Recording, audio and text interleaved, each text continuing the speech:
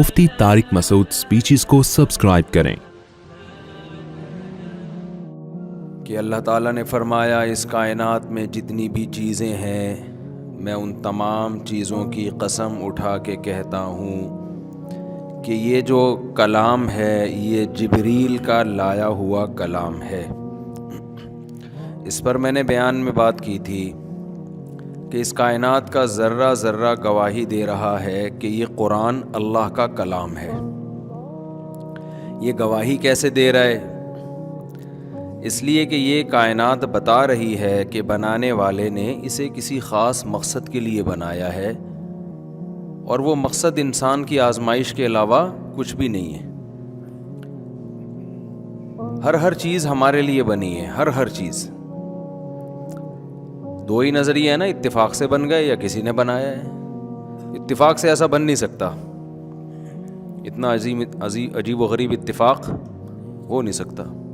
میں نے ایک مثال دی تھی پچھلے بیان میں نا، کہ جو ماہر حیاتیات ہیں، جو سائنٹسٹ ہیں، وہ یہ کہتے ہیں کہ چوزا جب نکلتا ہے نا خول سے باہر، ایک سوال ہے نا کہ اتنا مضبوط خول ہوتا ہے، آخری دن تک بڑا مضبوط ہوتا ہے وہ، اس دن بھی چوزے کا خول نرم نہیں ہوتا، لیکن سوال پیدا ہوتا ہے اتنا نرم و نازک چوزا انڈا کو توڑ کے باہر نکل کیسے آتا ہے؟ پہلے زمانے میں اس کا جواب دیا جاتا تھا بھائی اللہ یہ کام کرتا ہے۔ سائنس نے ترقی کی اور انہوں نے کہا بھائی اللہ نہیں کرتا، یہ تو اس کے سر پہ ایک سینگ نکلتا ہے معمولی سا آخری دن، اس سینگ کی وجہ سے نوکیلی چیز ہوتی ہے، وہ اس خول کو توڑ کے باہر آتا ہے۔ تو اب اللہ کو تو انہوں نے ڈکشنری سے نکال دیا۔ یہ جو ملحد لوگ ہیں نا، ایتھیس لوگ ہیں، یہ اللہ کے نہ ہونے کی جو دلیل دیتے ہیں نا، وہ یہی کہ بہت ساری چیزیں ایسی تھیں جن کی کوئی سائنٹیفک لاجک بنتی نہیں تھی، تو اس لیے لوگوں نے خدا تراش لیے، خدا کا تصور لائے کہ بھائی یہ اللہ کر رہا ہے۔ اب تو سائنس نے بہت ترقی کی ہے، اب تو ہر چیز کا پتہ چل گیا بھائی، خربوزے کے بیج سے خربوزہ کیسے پیدا ہوتا ہے، اب تو پتہ چل گیا کہ انڈے سے چوزا بنتا کیسے ہے، یہ پورا سائنسی پروسیس ہے۔ حالانکہ اگر وہ بصیرت کی آنکھوں سے دیکھتے نا، اور چشمہ لگا کے دیکھتے، بصیرت کی آنکھوں والا چشمہ، تو انہیں اس بات کا اندازہ ہوتا کہ سائنسی ترقی سے اللہ کے وجود کے دلائل کم ہونے کے بجائے اور زیادہ بڑھ گئے ہیں، اور زیادہ بڑھ گئے ہیں۔ یہ کتنی عجیب بات ہے کہ 21ویں دن چوزے نے نکلنا ہے، بن کے تیار ہو گیا، اور اسی ٹائم پہ اس کی چونچ پہ نوک پیدا ہو رہی ہے۔ اور کمال کی بات یہ ہے کہ جب وہ چوزا انڈے کو توڑ کے باہر نکلتا ہے، 1-2 دن میں وہ نوک مارکیٹ سے شارٹ ہو جاتی ہے۔ تو یہ آٹومیٹیکلی، یار ایسا آٹو سسٹم، ایسی کوئی آٹومیٹیکلی مشین دیکھی آپ نے؟ ہوتی ہیں، بنی بھی نہیں ہوتی، بنائی جاتی ہیں، ان کے پیچھے کوئی دماغ کام کر رہا ہوتا ہے۔ تو اللہ نے بتایا کہ اس کائنات کا ذرہ ذرہ بتاتا ہے کہ کسی نے پیدا کیا، کیوں پیدا کیا، بھائی کوئی ریزن ہے اس کی، بلا وجہ کوئی کام نہیں کیا جاتا۔ تو اللہ کہتا ہے میں وجہ بتاتا ہوں کیوں بنایا، لیبلوکم ایکم احسن عملا، تاکہ تم اچھا عمل کرو، برے عمل سے بچو، تمہاری آزمائش ہے، اچھا کرو گے تو جنت ملے گی، برا کرو گے تو جہنم میں جاؤ گے۔ اب بہت سے لوگ کہتے ہیں کہ جنت کہاں ہے، جہنم کہاں ہے؟ تو اللہ کہتے ہیں جس خدا نے یہ چیزیں بنا دی ہیں، کیا وہ جنت اور جہنم نہیں بنا سکتا؟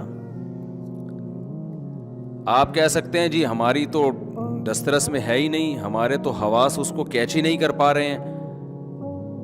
تو بھئی یہ کس نے دعویٰ کر دیا کہ سب کچھ انسان کی دسترس میں آ چکا ہے؟ اب تک جو علم انسان کو حاصل ہوا ہے، جو سائنسی ترقی ہوئی ہے، یہ علم ان چیزوں کے مقابلے میں بہت کم ہے جو چیزیں انسان کو معلوم نہیں ہیں۔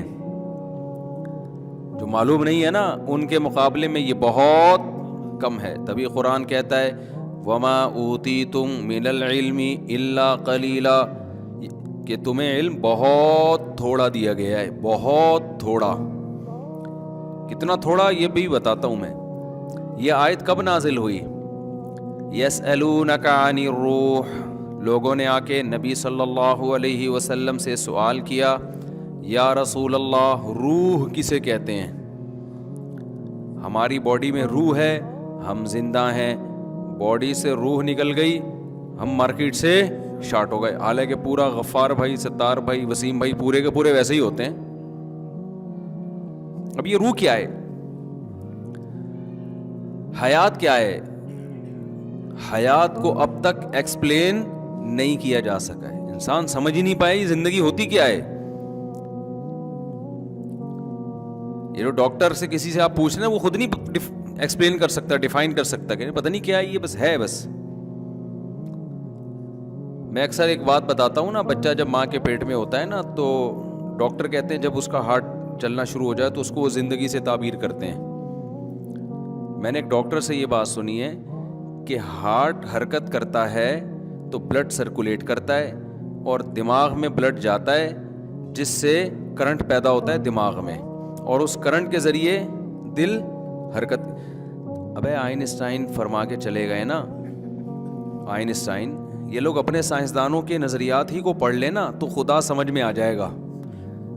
لیکن جب انسان کی بصیرت کی آنکھیں اندھی ہو جاتی ہیں نا, اندھی ہو جاتی ہیں بصیرت کی آنکھیں, تو سائنس کے جو 2 اور 2 4 کی طرح ایکویشنز ہیں نا, جو خدا کے وجود کا بہت بڑا ثبوت ہیں, انہی سے خدا کی نفی کر رہے ہوتے ہیں بیٹھ کے. آئنسٹائن نے کیا فرمایا تھا؟ E=mc². یہ میں ایکویشن بھول گیا تھا اصل میں, تو پھر مجھے کئی اپنے کوئی شاگرد انجینئر, میں نے کہا وہ کون سی ایکویشن تھی یار, مجھے یاد نہیں آ رہی, وہ آئنسٹائن نے کچھ فرمایا تھا. اس نے کہا وہی ہے. میں نے کہا مجھے یاد آ گیا. تو انرجی جو ہے وہ ماس کو روشنی کی اسپیڈ کے اسکوائر سے ضرب دیا جائے, ماس کو ضرب دیا جائے روشنی کی اسپیڈ کے اسکوائر سے. تھوڑی بہت فزکس ہم نے بھی پڑھی ہے, اتنے فارغ ہم نہیں ہیں جتنا لوگ ہمیں سمجھتے ہیں. یہ تو علوم اتنے دلچسپ ہیں نا کہ اگر اسکولوں میں ٹیچر صحیح طرح سے پڑھائیں اور پڑھائی کا صحیح سسٹم ہو تو فزکس, کیمسٹری, بایولوجی اور ٹریگنومیٹری وغیرہ یہ اتنے دلچسپ علوم ہیں کہ اس میں ڈنڈے مار مار کے نقل کر کے امتحان پاس کرنے کی ضرورت ہی طلبہ کو نہیں رہے گی. تو اتنے, لیکن پڑھانے والے کا مسئلہ بھی ہوتا ہے بعض دفعہ, وہ پتہ نہیں کس طریقے سے پڑھا رہے ہو, ان کو دلچسپی نہیں ہوتی پھر اس میں. پھر ہم کیا کرتے تھے, جیسے مارم پیٹی تو کھیلا کرتے تھے, تو ایک پروجیکٹائل حرکت ہوتی ہے نا, موشن ہوتی ہے, موشن کے اس میں تو آپ اتنی اسپیڈ سے یوں کر کے پھینکیں. اب ہمیں ہاتھ کی اسپیڈ تو پتہ نہیں تھی کہ ہم کتنی اسپیڈ سے پھینک رہے ہیں. اینگل پتہ چلتا تھا کہ 45 سے اینگل سے جائے گی نا کوئی چیز تو اتنا دور جائے گی, تو آپ فاصلہ ناپو, پتھر کتنا دور گرا ہے, تو اس فاصلے اور اینگل سے آپ اپنے ہاتھ کی فورس کا اندازہ لگا سکتے ہو. یہی کیلکولیشن ہوتی ہے نا. تو میں آئنسٹائن کے بارے میں عرض کر رہا تھا کہ سائنسدانوں ہی کو پڑھ لیا جائے نا اگر, تو سائنسدانوں کی ایکویشنز 2 اور 2 4 کی طرح گواہی دے رہی ہیں کہ یہ کائنات خود بخود نہیں بن سکتی. انرجی کنورٹ ہوگی ماس میں یا ماس کنورٹ ہوگا انرجی میں, سمجھ رہے ہو؟ ایسا نہیں ہو سکتا کہ 0 سے انرجی آ جائے یا 0 سے مادہ آ جائے, یہ نہیں ہو سکتا. سمجھتے ہو کہ نہیں سمجھتے؟ یہ تو جو ہو گیا تو اس کے بعد اب سائنسدان دیکھ کے کہہ رہے ہیں یہ بن سکتا ہے, یہ بن سکتا ہے. اس کی مثال ایسے ہے جیسے میں نے مرغیاں پالی ہوئی ہیں, مجھے پتا ہے انڈے سے چوزا نکلتا ہے, چوزے سے چوزا مرغی بن کے پھر مرغی سے انڈا نکلتا ہے. تو اب مجھے بتاؤ, میں بھی سائنسدان بن گیا, مشاہدے کی بیس پہ جو بھی ایک اصول اور ضابطہ آپ نکالیں گے جو گراؤنڈ ریئلٹی پر مشتمل ہو, وہی سائنس ہے نا, اور کیا ہے سائنس. تو میں نے چھوٹا سائنسدان آپ کہہ سکتے ہیں, سائنسدان بن گیا. میں نے مشاہدے کیے, کئی سال تجربے کیے کہ انڈا بغیر مرغی کے نہیں پیدا ہو رہا اور مرغی بغیر انڈے کے پیدا نہیں ہو رہی. کئی سال تجربے لیب میں لے گیا مرغیوں کو, جنگلوں میں گیا, ساؤتھ افریقہ میں, زیمبیا میں, ادھر آسٹریلیا میں. یار انڈا بغیر مرغی کے, بشرطے کہ مرغی کا انڈا ہو. آپ کہہ سکتے ہیں مور کا انڈا تو بغیر مرغی کے آ رہا ہے. پورے جو ہے نا تجربے کرنے کے بعد, ایکسپیریمنٹ کرنے کے بعد ایک میں نے لا وضع کیا, ہر وہ انڈا جو انڈا ہے اور مرغی کا ہے وہ مرغی سے ہی پیدا ہوگا. بھائی چلیں سادہ سی ایکویشن ہے نا, یہ فارمولا ہے نا, سادہ سا لا ہے نا, تو لا تو چاہے سادہ ہو یا پیچیدہ ہو, لا میں یہ دیکھا جاتا ہے کہ ہے یا صحیح ہے کہ غلط ہے. لا میں یہ دیکھا جائے گا کہ یہ پھینک رہا ہے یا واقعی ایسا ہے. تو اب میں نے ایک لا دریافت کیا, میں نے کہا بھائی مرغی کا انڈا ہمیشہ مرغی سے پیدا ہوگا اور انڈے کے بغیر مرغی نہیں پیدا ہوگی. یہ کتابوں میں پڑھایا جانے لگا. وہ اب کے چند بے وقوف قسم کے لوگ پیدا ہوئے کہ جی مفتی طارق مسعود صاحب ایک سائنسدان گزرے تھے, انہوں نے ایسی باتیں کی اب کہ خدا کا تو اب تصور کی ضرورت ہے ہی نہیں. یہ جو مولانا ٹائپ کے لوگ کہا کرتے تھے کہ اللہ ہے جو مرغی سے انڈے کو پیدا کرتا ہے اور انڈے سے مرغی, جاندار سے بے جان اور بے جان سے جاندار, یہ سب ایسے ہی باتیں, اب یہ پرانی باتیں جب سائنس میں ترقی نہیں تھی بھائی, یہ پرانی باتیں. اب سائنس نے ترقی کر کے 2 اور 2 4 کی طرح بتا دی ہے کہ انڈا مرغی سے اور مرغی انڈے سے. اب ہے تو سوال پیدا ہو رہا ہے کہ جب انڈا مرغی کے بغیر نہیں ہو سکتا اور مرغی انڈے کے بغیر نہیں, تو پہلی دفعہ کیسے پیدا ہو گئے؟ اس وقت تو نہ انڈا تھا نہ مرغی تھی. نہیں آ رہی کھوپڑی میں بات. تو یہ سوال تو ختم ہونے کے بجائے اور زیادہ مضبوط ہو گیا. تو اس سوال کا جواب سائنسدانوں کو مل نہیں رہا تھا, تو پھر ڈارون تشریف لائے. انہوں نے اس کا حل تلاش کرنے کی کوشش کی. انہوں نے کہا بھائی یہ جو انڈے سے مرغی اور مرغی سے انڈے, یہ مفتی طارق مسعود تو ایک سائنسدان ہے, اس نے تصور پیش کیا, تصور ہی غلط ہے. اصل میں ان کو تو سائنس میتھس پڑھی نہیں ہے, ٹھیک ہے نا, سائنس کو یہ سائنس بولتے ہیں, ان کو تو کچھ بھی پتہ نہیں ہے. ایکچولی ایسا ہوا تھا کہ پہلے ایک سیل پیدا ہوا. میں اس ڈارون پہ نہیں جاؤں گا, اس پہ میں بہت دفعہ بیان کر چکا ہوں, لیکن بات چل گئی تو اس کو کمپلیٹ کر کے پھر ہم آگے چلتے ہیں. اور بھی غم ہے زمانے میں ڈارون کے سوا. اچھا یہ ذہن میں رکھیں, ڈارون سے پہلے بھی سائنسدان گزرے ہیں جنہوں نے یہ ارتقاء کا نظریہ پیش کیا ہے. وہ انہوں نے اتنی بڑی بڑی پھینکی تھی کہ وہ پھر لطیفے بن گئے بعد میں. تو ڈارون نے آ کے بہت بڑی پھینکی, لیکن ان سے کم کی کوشش کی اس نے. اس سے پہلے ایک سائنسدان تھا, مجھے اس کا نام یاد نہیں ہے, مطلب بہت ساری چیزیں. وہ سائنسدان یہ کہتا تھا کہ یہ جو زرافہ ہے نا, اتنی لمبی گردن والا, جنگلوں میں زرافہ دیکھا ہے, اتنی لمبی گردن. اصل میں یہ جو سیل ترقی کرتے کرتے پہلے بکری بنا تھا, پھر نیچے کی گھاس ختم ہو گئی, تو پھر اوپر درختوں میں پتے لگتے تھے اوپر. تو وہ بکریاں جنہوں نے اپنے آپ کو زندہ رکھنے کے لیے گردنیں اونچی کر کر کے کھانا شروع کیا, ان کی نسلیں رہ گئیں. اور پھر گردن اور اونچی کرتے کرتے یہ چیز ان کی جینز میں شامل ہوتے ہوتے ہوتے ایک نسل وجود میں آ گئی جس کو کیا کہا جاتا ہے؟ زرافہ کہا جاتا ہے. تو یہ وہ اتنی اونچی جا جا کے نا, یہ تو اور پتہ نہیں کروڑوں قسمیں بکریوں کی بھوک سے ہلاک ہو گئیں. تو وہی بات ہے بھائی, پھینکنے کی طرف گورنمنٹ کی طرف سے کوئی پابندی نہیں ہے. سوال بہت سارے سوالات پیدا ہوتے ہیں. جب آپ فرض کر لو کہ یار کیا جا رہا ہے فرض کرنے میں, اللہ نے بنایا ہے بھائی, کوئی خالق ہے جس کو ہم نہیں جانتے, اور وہ موسیٰ کلیم اللہ کو پیغمبر بنا کے بھیج رہا ہے, وہ عیسیٰ روح اللہ کو پیغمبر بنا کے بھیج رہا ہے, وہ محمد صلی اللہ علیہ وسلم کو پیغمبر بنا رہا ہے, اس نے ابراہیم علیہ السلام کو بھیجا, اتنے معجزے دکھا دیے, اور اتنا کچھ تو مان لو یہ صحیح کہہ رہے ہیں. ڈھیٹ پنا اور ہٹ دھرمی. یہ جو چیتا ہے نا, چیتا, اس کے کیسے دھاریاں ہوتی ہیں نا خوبصورت قسم کی, جیسے سویٹر پہن کے گھوم رہا ہے. ایک آدمی نے زیبرا نہیں دیکھا تھا, تو ایک دن جنگل میں گیا ایک دیہاتی آدمی, تو زیبرے کو دیکھ کے کہتا ہے وہ گدھے کو کس نے سویٹر پہنایا ہوا ہے یہاں پہ یار, ہے بھائی جنگل میں گدھے کو سویٹر کس نے پہنا دیا؟